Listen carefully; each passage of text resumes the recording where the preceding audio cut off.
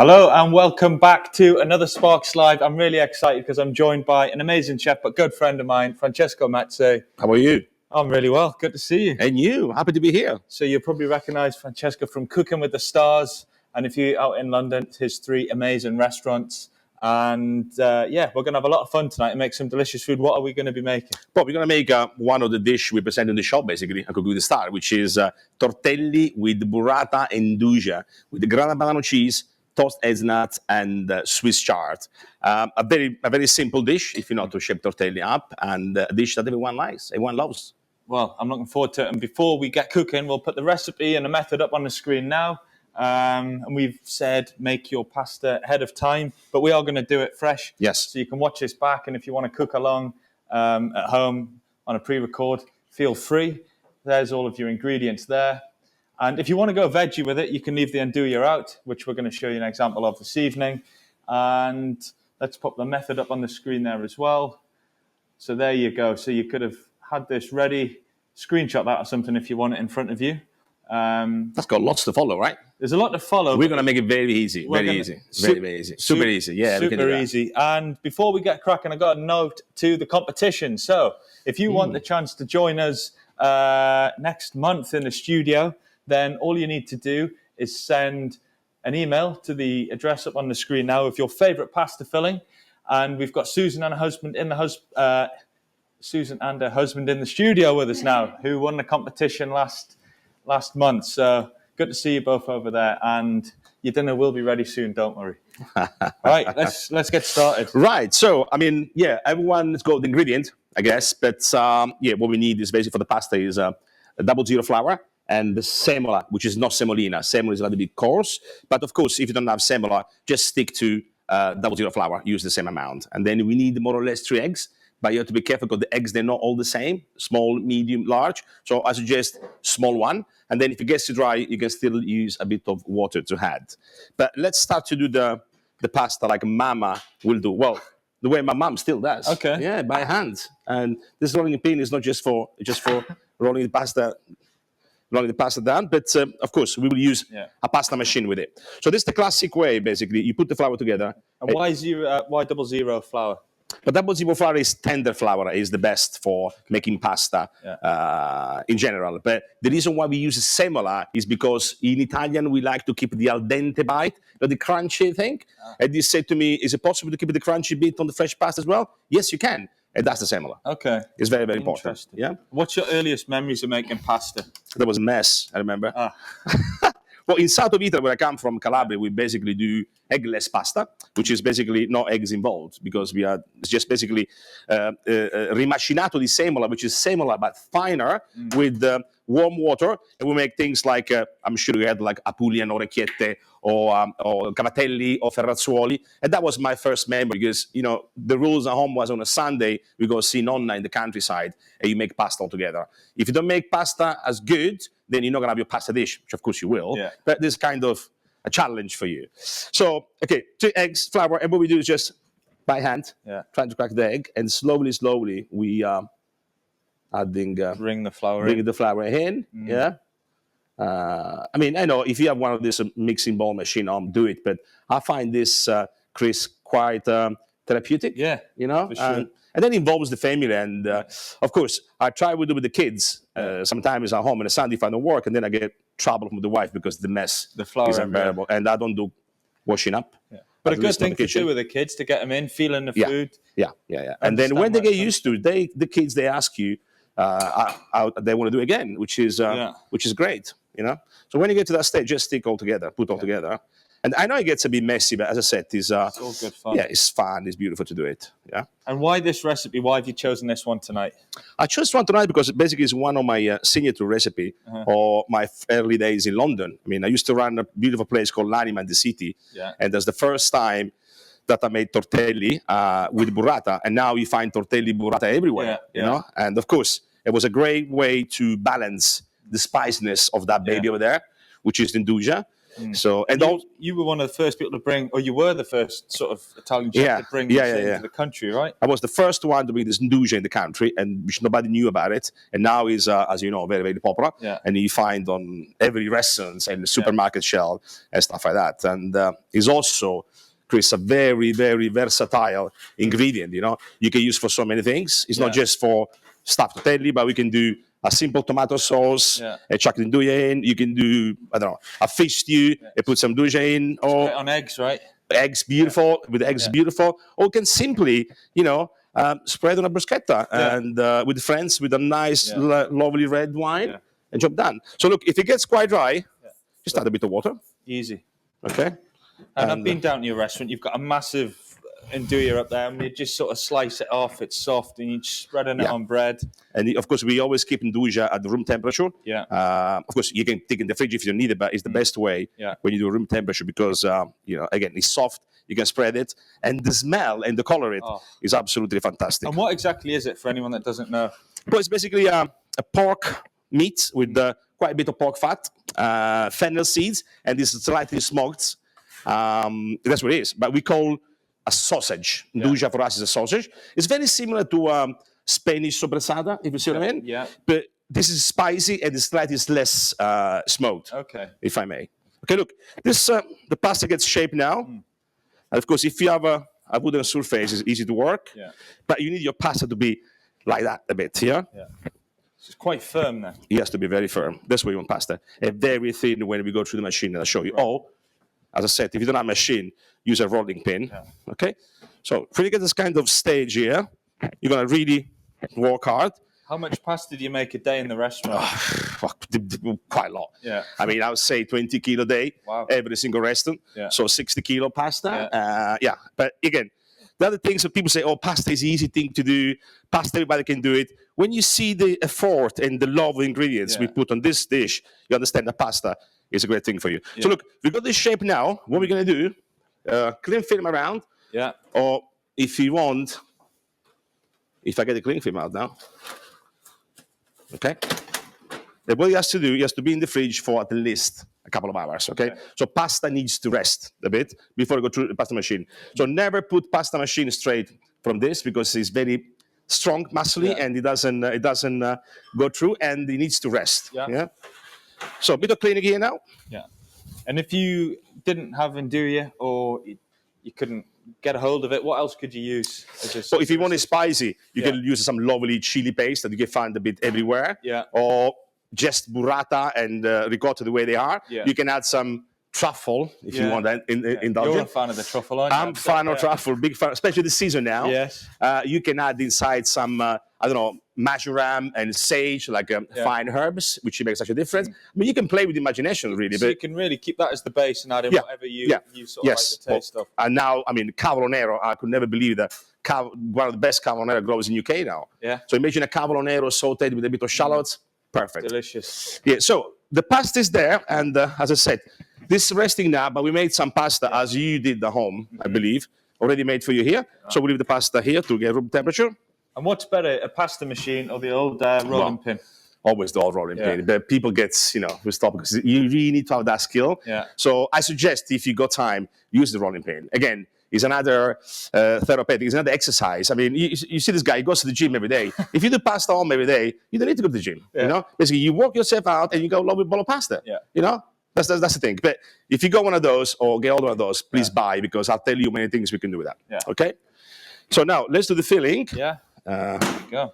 Go ricotta here and the burrata or stracciatella. Now, the difference burrata and stracciatella is that burrata is basically, as you can see here, is a mozzarella. I think we should show people because it's very, very interesting. Yeah. You might need the knife to get through that. Can you open for me, please? Yes. It's creamy, it's luxurious. Yeah. Burrata is the thing for the moment. Really. Very popular now, Very popular, very popular. Yeah.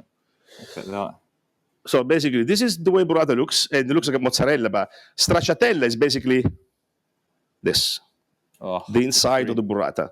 And the outside of burrata is basically a mozzarella. So a burrata is a mozzarella stuffed with stracciatella, which is, again, mozzarella filling with this lovely creamy cheese in the middle, which is so good. Yeah. I mean, just chuck some extra virgin olive oil there, chopped rocket, mix it, and it's one of the most amazing Italian things you can have. Beautiful. Okay, this is put aside now. But what we did, because as you can see, the amount of water there, Chris, is quite a lot. Yeah. The amount of liquid, okay? So what we did, we crushed one burrata already. What we did, we let it lose a bit of liquid. Okay. Okay, so it's easy to Is that because you don't want a watery filling? Yeah, because you want to wet your pasta. Yeah. And we don't want that. Yeah. Okay? So, burrata inside bowl. And a ricotta. Of ricotta, yeah. Yeah. Then we're going to add some Grana Padano cheese into it. And that's going to give it a seasoning, isn't it? Saltiness, seasoning, and they will absorb, believe it or not, a little bit of liquid in excess if. Yeah. And it's going to be the lovely, stringy, beautiful thing. I mean, if you got a small piece like that, it doesn't matter. Yeah. Okay, maybe it's too big, no. If you couldn't get burrata, could you use mozzarella? But it's worth to get the burrata. You can use, I mean, now we find burrata everywhere, but you can use mozzarella if you want to. Yeah. But the thing is that it will get very stringy or filante. It will feel like you got your tortelli stuffed with the pizza mozzarella on top. Oh well, basically, don't use mozzarella. Go on, get no, just don't change my recipe. Yeah, that's it. That's it. Yeah. Yeah. Okay, cheese, a bit of cheese, as you can see. I like cheese. And now here we go. We're gonna open in the middle this beautiful nduja. Wow. I mean, look I at can this. Smell it from here, right? I mean, Chris, look. Oh man, this is so good. Yeah. I mean, sorry, I'm a bit fanatic about that, but it's so good. You're from the region. I'm from Calabria. Yeah, I'm from Calabria, and you believe it or not, we bring a bit of work. Wow, I mean, you can put as much nduja as you do, but the reason why you got so much nduja in your recipes is because I want you to keep this in your fridge and play with it and use it, and then tell, oh, that guy was really, really cool to explain what this baby is. It gets addictive. Once you start cooking with this and using it at home, you want it on everything. Yeah, but if you go back home, you and Harry, nothing to do. Yeah. Bit of garlic, bit of basil, melt nduja, a few fresh tomato, cook your pasta al dente, toss it. Because that's it. When That's you cook Italian cooking. it melts down, doesn't it, into like a spicy, salami-ish paste. Yeah. Okay, look. Nutmeg. You see, I mean, this is the great thing about Italian cooking, Chris. I mean, you go 3-4 ingredients and you make the most amazing dish. It's all about the quality, isn't it? Quality is key. Yeah. Quality is everything. I mean, as Italian, as a chef as well. Quality is absolutely everything. And what's your tolerance to chili like? Being a Calabrian? Well, Calabrian, they eat a lot of chili. And if you see, I mean, my wife, she's amazing amount of chili can have. But I can eat chili a lot as well. But, you know, when it's too much, I'm a chef. You know, I like to keep my palate clean and not have too much. If the person say like 15 minutes of spice, I get, oh my God, it's not good for me. No. But good amount of chili. And you know, chili is very good for you as well. Yeah. I mean, especially the seeds of chili. Yeah. Yeah. And I want to talk about Parmesan because we had a good fact from you about that before we got started. Parmesan? I never heard about Parmesan. Yeah. What is it? Do you find Parmesan supermarkets? No. You find Grana Padano or Parmigiano Reggiano. Yeah. Parmesan is like saying cheese, or hard cheese, but very generic, which is not what we do in Italy. In Italy, we have pecorino, mozzarella, burrata, and we have Grana Padano and Parmigiano Reggiano. And that's what you think is Parmesan. But were you in the UK at the time when you could buy grated Parmesan in a dry tin? No, I forget about that. I just deleted from my head. Right. But you were here. I was here from 1996, so I guess I was. Come a long way. Yeah. Okay, look, this is the filling. Wow. Smells delicious. Beautiful. Feel free to try. Yeah, definitely. Yeah, make a different spoon. And now what we're going to do is we're going to start to roll some beautiful pasta for you. Okay? So, of course, we made some filling before, and this on this piping bag, because, again, it's quite rich in terms of fat. So if you keep it in the fridge before you fill your tortelli, it gets slightly bit more firm, if you see what I mean. Because easier. Yeah, but it's beautiful. Wow. Simple, but beautiful. I could spread that on bread. That's what we're going to do later. Yeah, that is delicious. Okay, so let's do the pasta thing now. Okay, look, this is the pasta we've done before. Yeah. I'm going to move that side, Chris, if you don't mind. Not mind at all. Okay. And look, this is a beautiful color pasta. This one is made with half and half, but as I said, you can do with both if you don't. Yeah. Now, the last time I saw you do this, I was in your restaurant in Battersea. We did something with lamb, Welsh lamb ragu or something like that. Yeah, it was delicious. Yeah, very good, very good. Okay, look. the way Mum will do, we'll go all the way down with the rolling pin. But as I said, it's quite a tough job. And if you're not used to, it will easily put you off. So get something like this. It's a beautiful machine. And if you're going to buy a pasta machine, what sort of things should you be looking for? I mean, but don't try not to save money, because something like that is for life. So get something solid and very good for you. And then there you go. But the most important thing, Chris, is that when you go through the pasta machine here, it's going to get step by step. This is got numbers here. Yeah. So 1, 2, 3, 4. So when we go through step by step, and because the pasta touch is quite wet at the moment, because it's been resting, so we add a bit of semolina. Okay? Or 00 flour. It's a beautiful colour as well, that pasta, isn't it? Beautiful colour. Okay. And then I take it we're going to go down the numbers. Down the numbers, yeah.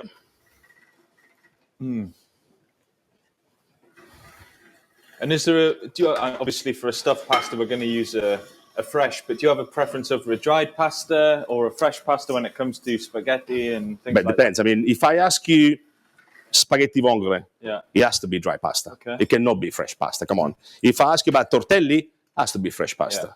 Also, spaghetti is not egg pasta. It's just durum, the semolina, and beautiful water. That's it. But, there is some recipe, and, I'm one of those boring Italian, which I've never changed my recipe or use strange things on it. I respect tradition. And you know what? It works incredibly well, So people is happy to get back to the I mean, the menu of my restaurant, Chris. I mean, come on. I still got the carbonara on the menu. I still got the Milanese. And they're untouchable. That's what people want to eat, though, isn't it? It's delicious. But do you realize how well carbonara did on the last few years? I mean, everybody does carbonara now. Someone's mentioned, Mel would like to know, her pasta has got little splits in it. Does that mean it's too dry? There's little cracks? If the pasta, yes, that's very important. I mean, look, for example, I've got this pasta I took to the side. If it stays out a lot, it gets all cracky, very dry. What I suggest, always keep pasta covered with a cloth, maybe, it doesn't get lots of hair, and then it's perfect. Yeah. And you can freeze pasta dough? Okay, you can freeze. No, I wouldn't freeze pasta dough, but I will freeze pasta when it's already made, because it will get too much water. I'll show what we're doing now in a bit. Perfect. Yeah. And are we going down the numbers, aren't we? You see, and now, step by step, going down, Chris, and look.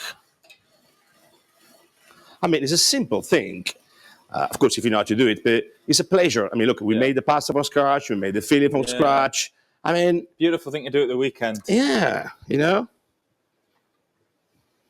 And how do you know when you're going to get it thin enough? I show you now. This is for me what I want, but I will tell you exactly why, Chris. You make it look so easy. It is easy. But look at that. Can you see my hand through? It's like a silk scarf. Can you see? It's a silk, If you see my hand through the pasta thread, this is what pasta should be. Nice, thin, thick, not thick, thin, beautiful. You can see your hands through. This is what pasta is. Bellissima.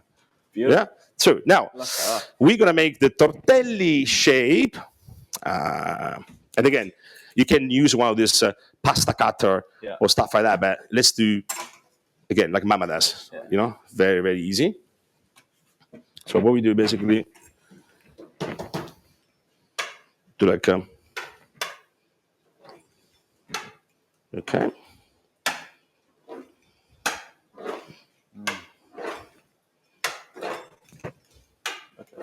Well, you don't need to be that precise, because I should tell you why, but if you can, do it, okay?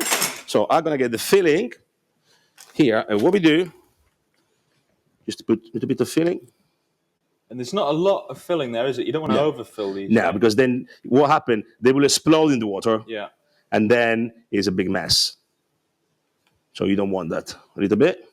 Then listen, you can make bigger the tortelli if you want. You can make smaller. But, that's the shape we serve. Then what you can do, we can use a brush, with a bit of water. Yeah. Yeah. And this is just to seal it up. Yeah, a little bit. Yeah. People put eggs, but I wouldn't do, because there's enough eggs there. So what we do basically, you close like your, as Denise Van Arden was saying on the show, the samosa shape. The samosa shape. And then what we do, just twist it, around your and what we get, a beautiful tortella. Okay? As simple as that. Yeah. And again, we do one more. How many of these would you do per portion?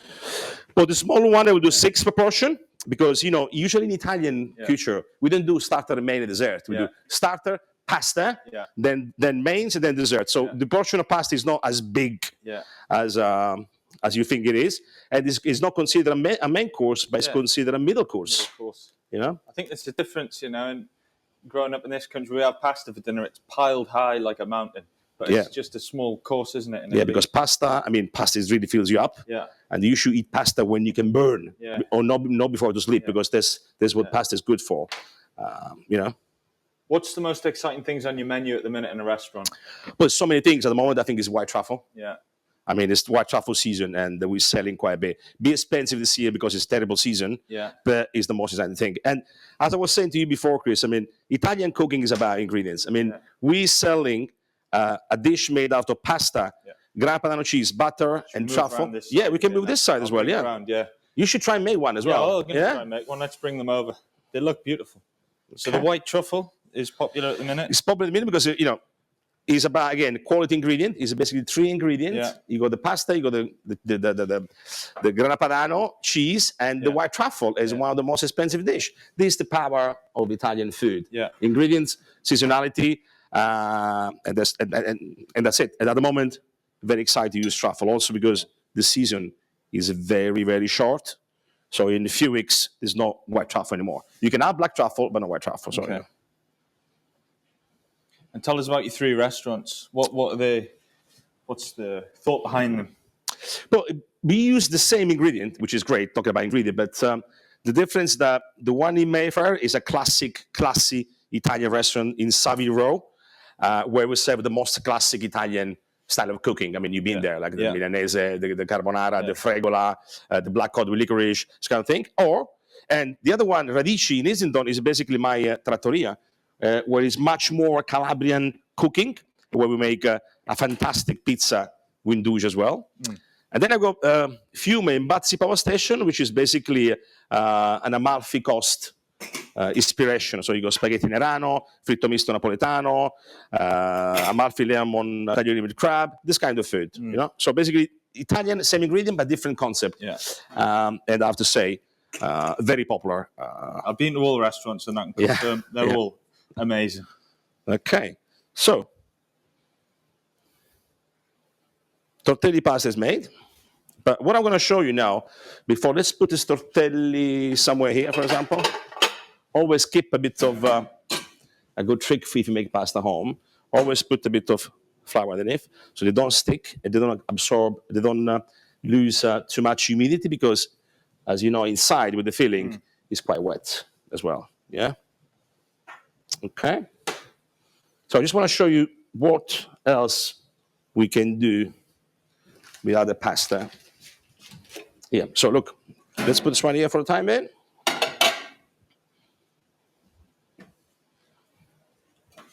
So you're saying you wouldn't freeze the dough in this stage? You would, but you could freeze this. Yeah. And then drop them into boiling water and just cook them from.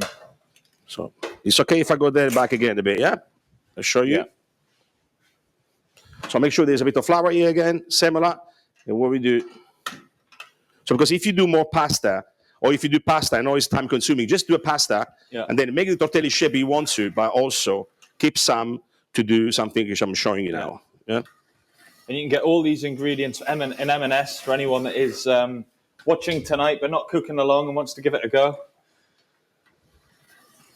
How did you find cooking with the stars that you did? That was very interesting. I didn't know what to expect, but when I met Denise, the first thing she told me, said, "Oh, just to let you know, Francesco, I've never been cooking in my life." I thought, gosh, that could be a disaster. But we made it to the final and pretty well. And she was the only one to get 5 out of 5 for one dish. I was so I'm actually impressed. You know what I mean? That langoustine gnocchi. Yeah, that was something. Yeah. Okay, look. Can I work here? You want me to come over there? I think we're okay here. Okay. Look. Now you got this pasta shape here. Okay, this pasta sheet here. So this one basically, if you cut in half, could be perfect for lasagna. Okay. You know? Then if you do something like this, for example.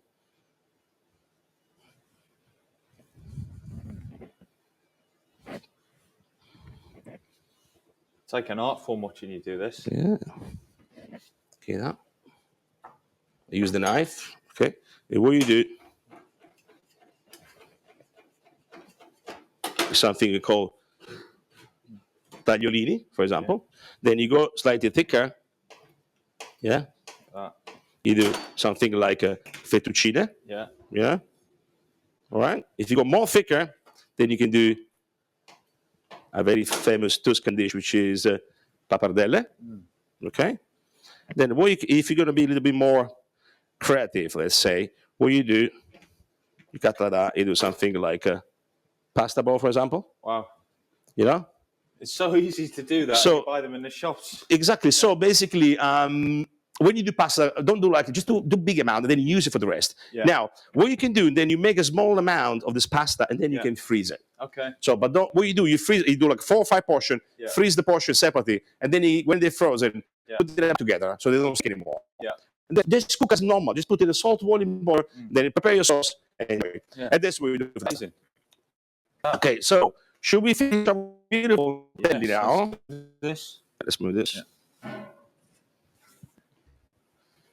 I mean, they look beautiful. If you had people coming around for dinner or something, you go to the effort to do that. Yeah. Okay, so you got hot pad here. As I said, I've got Swiss chard here, but if you cannot order some Swiss chard, just use some tender stem, broccoli tops, or spinach, or carbonero, and that's easier. Okay, we got salt here already, right? Yeah. Okay, so butter, please. So this pan, is this going to be what we're going to finish the sort of cooked? Correct, yes. We're going to finish here, and I show you what means to make a bit of emulsion. Can you get some cheese already grated for me over there? So why this one? Yeah, take it. Perfect. So while the batter is melting, look at this.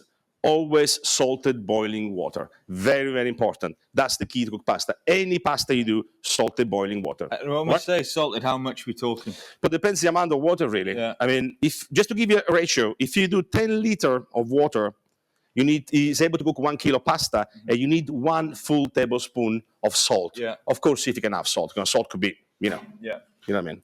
And the way this tortelli they're going to cook for is basically as soon they go down and they raise the surface, a couple of minutes, and they're ready because it's basically a fresh pasta.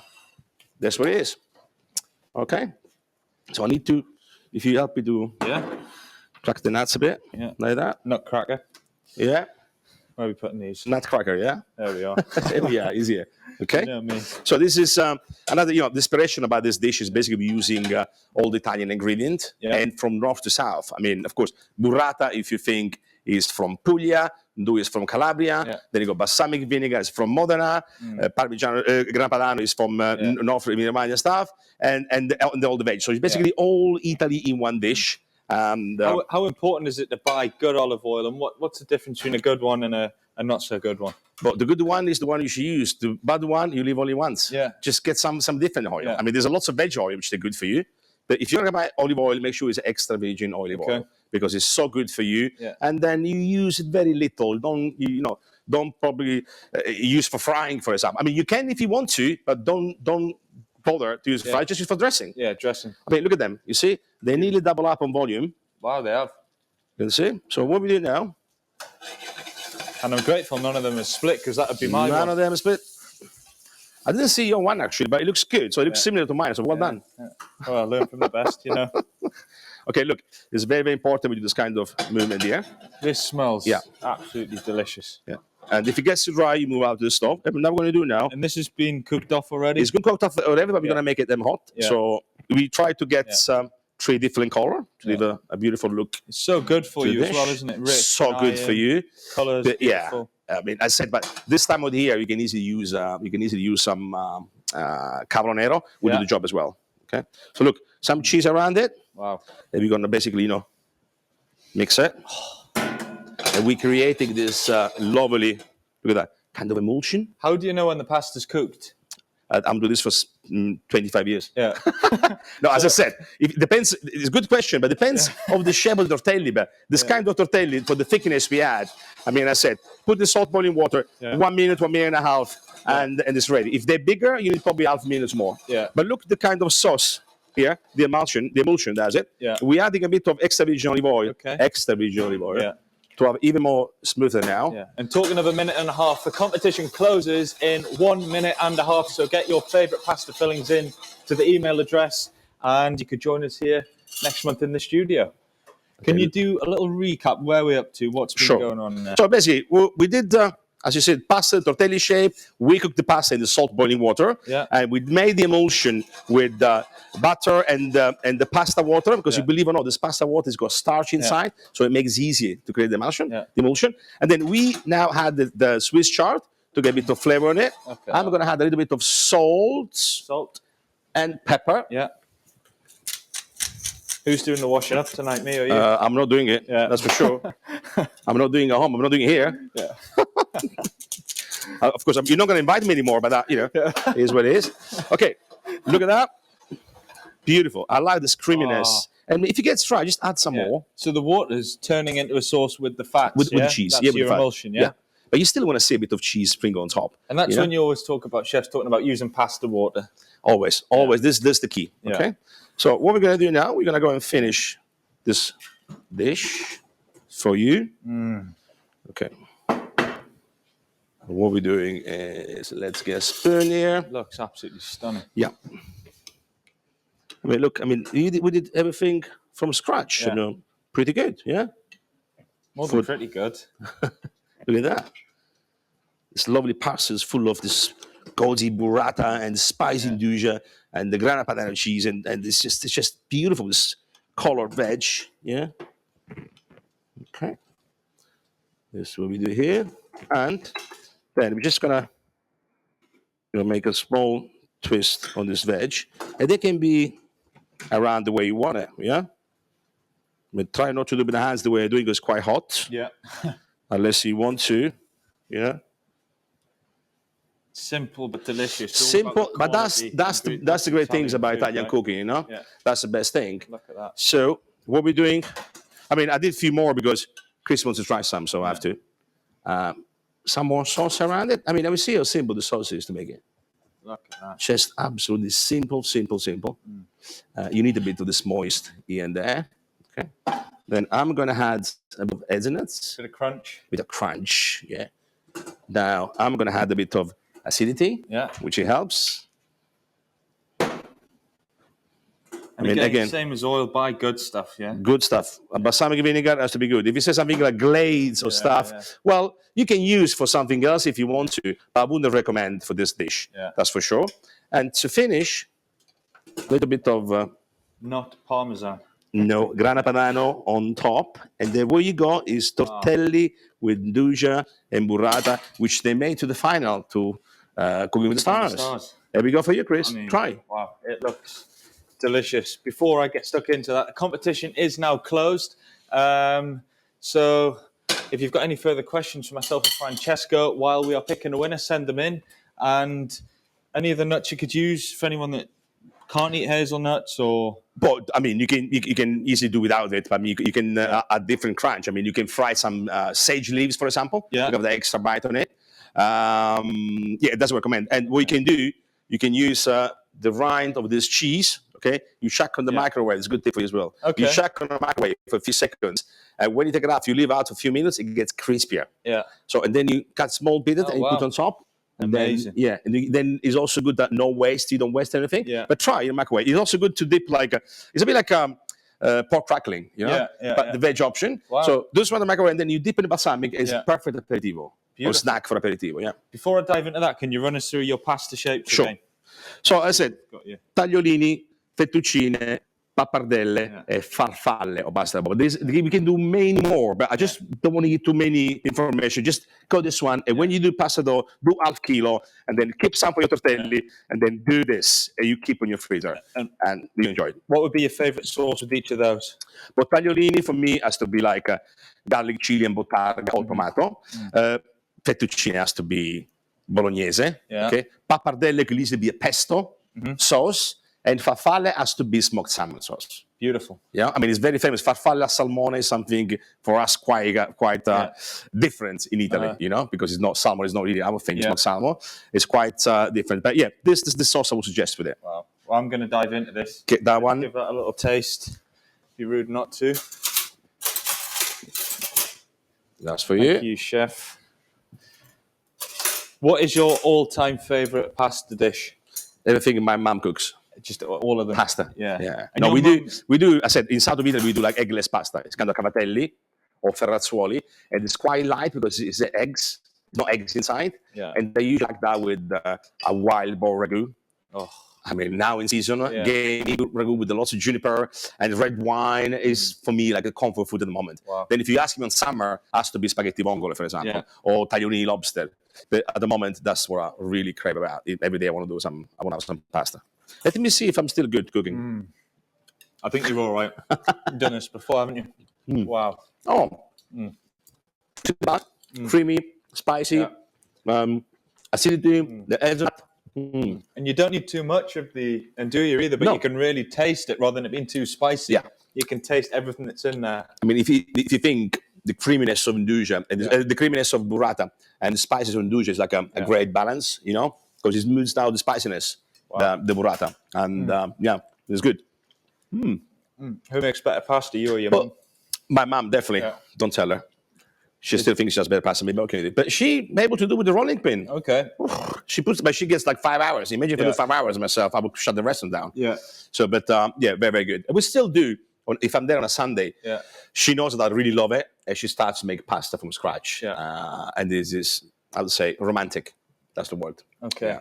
Well, I'm going to give you a sneak peek of next month's Sparks Live. Okay. What's your bacon like? We've got Juliet Sear coming in to join me. Oh, wow. So are you a bit of a baker? I've been doing sourdough like everyone else in lockdown. But of course, I'm a chef. I do baking. I look at my great focaccia recipe, a great grissini recipe. Of course, I've got my bread man at Sartoria, which does the bread for the restaurants, but I love it. Yeah. But making bread is a work by himself. Yeah. You cannot just do pastry or bread or cooking. Is a job by himself. It needs different skills. But I'm pretty good. Yeah. So for anyone watching at home, next month's Sparks Live is with Juliet Sear, and we're going to be doing festive baking just in time for Christmas. And I've got the name of a competition winner up there now. Jane Pearson, I will see you next month for that festive baking session. That is up on the screen.